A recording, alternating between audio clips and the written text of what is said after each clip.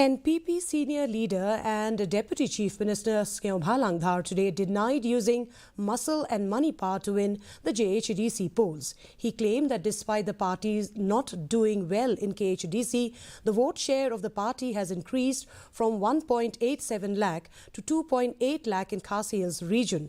At the same time, he said that the VPP's vote share in 9 months' time from last MP elections has reduced to 3.7 lakhs from 5.7 lakhs.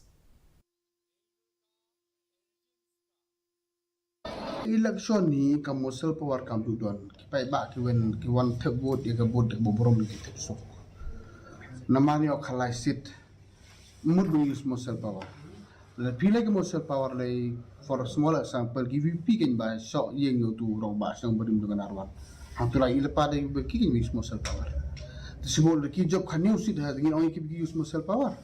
No, we respect the mandate. Why we should blame each other? We have to respect the mandate to people.